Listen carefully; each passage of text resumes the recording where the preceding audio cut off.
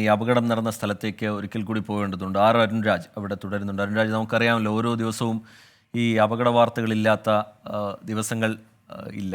ഓരോ ദിവസവും ഇങ്ങനെ തുടർച്ചയായി ഇത്തരത്തിലുള്ള വാർത്തകൾ, വളരെ വേദനാജനകമായ വാർത്തകൾ വരുന്നു.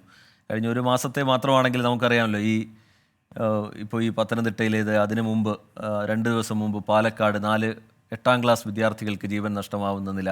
അതിനു മുമ്പാണെങ്കിൽ വണ്ടാനം മെഡിക്കൽ കോളേജിലെ മെഡിക്കൽ വിദ്യാർത്ഥികൾക്ക് ആലപ്പുഴയിൽ വെച്ച് അപകടം പറ്റി ജീവൻ നഷ്ടമാവുന്നതിൽ, അങ്ങനെ ഈ ദിവസവും ഇത്തരത്തിലുള്ള വളരെ വേദനാജനകമായ വാർത്തകളാണ് പുറത്തു വരുന്നത്. ഈ അപകടത്തിൻ്റെ കാരണങ്ങളായി നമ്മൾ പലതും നമുക്കറിയാം. അത് അമിത വേഗതയായിക്കോട്ടെ, ഈ മദ്യപിച്ചുള്ള വാഹനമോടിക്കലായിക്കോട്ടെ, ഈ സിഗ്നൽ പ്രശ്നങ്ങളായിക്കോട്ടെ, ഈ റോഡിൻ്റെ അശാസ്ത്രീയതയുമായി ബന്ധപ്പെട്ട് ഉയർന്നു വരുന്ന പരാതികളായിക്കോട്ടെ, റോഡിലെ കുണ്ടും കുഴിയുമായിക്കോട്ടെ, അങ്ങനെ ഈ അപകടത്തിന് കാരണങ്ങൾ ഒരുപാടുണ്ട്.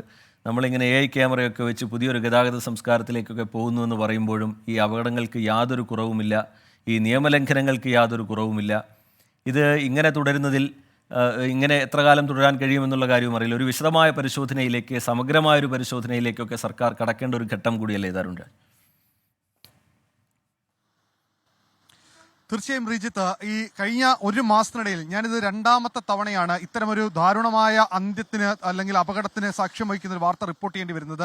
അതിന്റെ മാനസികാവസ്ഥ കൂടി വളരെ വലുതാണ്. ആലപ്പുഴ കഴിഞ്ഞത് ഇപ്പോൾ ഇവിടേക്ക് എത്തുമ്പോൾ 4 മരണം. അത് ഈ നാട് വിറങ്ങലിക്കുന്നതിനപ്പുറം അത് റിപ്പോർട്ട് ചെയ്യുന്ന ഒരു മാധ്യമപ്രവർത്തന അവസ്ഥ അതീവ ദുഃഖകരമാണ്. ഏറ്റവും പ്രധാനപ്പെട്ടത്, കഴിഞ്ഞ ദിവസങ്ങളിലെല്ലാം നമ്മൾ കണ്ട വാഹനാപകടങ്ങളിൽ ഏറ്റവും പ്രധാനപ്പെട്ടത് റോഡിന്റെ അശാസ്ത്രീയ നിർമ്മാണമാണ് പലപ്പോഴുമായി ഉയർന്നു വരുന്നത്. 2, ഈ വാഹനങ്ങളുടെ കാലപ്പഴക്കം. ഇത് രണ്ടും വളരെ പ്രധാനപ്പെട്ട ചോദ്യമായി അധികാരികളുടെ മുമ്പിലേക്ക് വെക്കുകയാണ്. എന്തുകൊണ്ടാണ് തുടർച്ചയായി വാഹനാപകടം ഉണ്ടാകുന്ന റോഡുകളിൽ ഒരു പരിശോധനയോ ഒരു ശാസ്ത്രീയമായ അന്വേഷണമോ ഉദ്യോഗസ്ഥർ നടത്താത്തതെന്ന ചോദ്യം ഇപ്പോഴും ബാക്കിയാകുന്നുണ്ട്. അല്പം മുമ്പ് നമ്മളോട് സംസാരിച്ച കോന്നി മോട്ടോർ വെഹിക്കിൾ ഇൻസ്പെക്ടർ പറഞ്ഞത്, നിരന്തരമായ അപകടം ഉണ്ടാകുന്ന ഏരിയയാണ്, ഞങ്ങളിത് പരിശോധിച്ച് വരികയാണ്. പക്ഷേ ഈ പരിശോധന എന്ന് തുടങ്ങിയെന്നോ എന്ന് അവസാനിക്കുമെന്നോ കൃത്യമായി പറയാൻ ഉദ്യോഗസ്ഥർക്ക് പോലും കഴിയുന്നില്ല.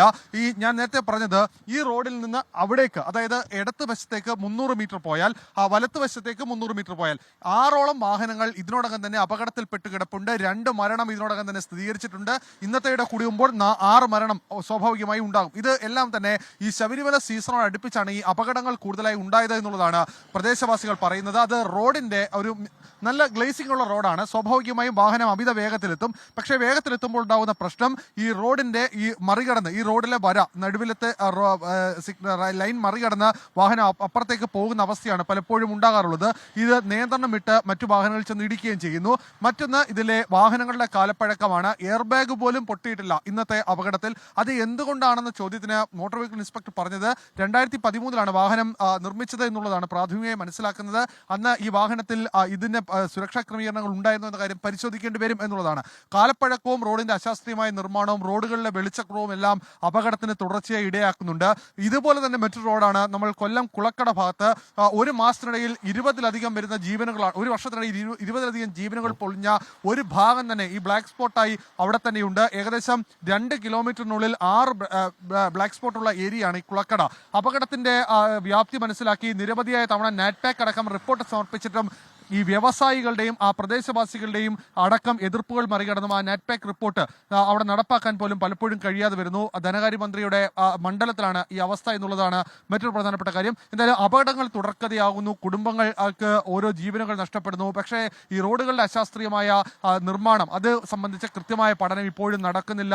റോഡുകളിൽ പൊലിയുന്ന കോന്നിയിലെ അപകടത്തിന്റെ കാരണം എന്താണ് എന്നത് സംബന്ധിച്ചുള്ള അതിന്റെ ഒരു നിഗമനത്തിലേക്ക് എത്തണമെങ്കിൽ വളരെ വിശദമായ ശാസ്ത്രീയ പരിശോധന അതിൽ വേണ്ടിവരും. എങ്കിലും പ്രാഥമികമായി നടന്ന പരിശോധന, ഈ ഇരുവാഹനങ്ങളും പരിശോധിക്കുക, അത് നേരത്തെ MVD ഉദ്യോഗസ്ഥരൊക്കെ അവിടെ ഉണ്ടായിരുന്നു, പോലീസ് പരിശോധന നടത്തുന്നുണ്ടായിരുന്നു.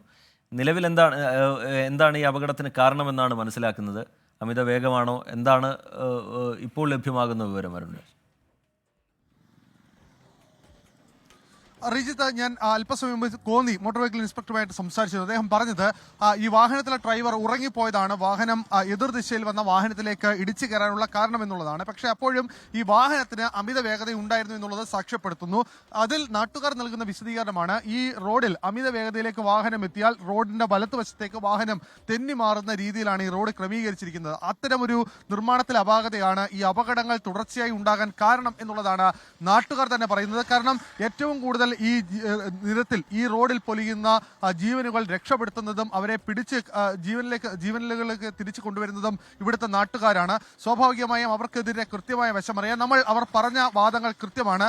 ഏതെങ്കിലും ഒരു വാഹനം മറ്റൊരു വാഹനത്തെ മറികടക്കാൻ ശ്രമിക്കുന്നതിനിടയിൽ എതിരെ വരുന്ന വാഹനത്തെ പോലും കാണാൻ കഴിയാത്ത സ്ഥിതിയാണ്. നമുക്ക് ഈ ദൃശ്യങ്ങൾ കാണാം. 3 കാറുകൾ നിരനിരയായി വരികയാണ്. ആ മൂന്നാമത് വരുന്ന വാഹനം ഈ റോഡിന് ഏകദേശം വലത്ത് സൈഡിലേക്ക് മാറിക്കഴിഞ്ഞു. ഇത് അപകടത്തിന്റെ വ്യാപ്തി വർദ്ധിക്കുന്നതാണ്. നമുക്ക് ഈ ദൃശ്യങ്ങൾ കാണാം. ഇതാണ് ഈ റോഡിലെ അവസ്ഥ. ഒരു വാഹനം മറികടക്കാൻ പോലും കഴിയാത്ത രീതിയിലുള്ള അല്ലെങ്കിൽ അത്ര ചുരുങ്ങിയ വീതി മാത്രമേ ഈ റോഡുകൾക്കുള്ളൂ.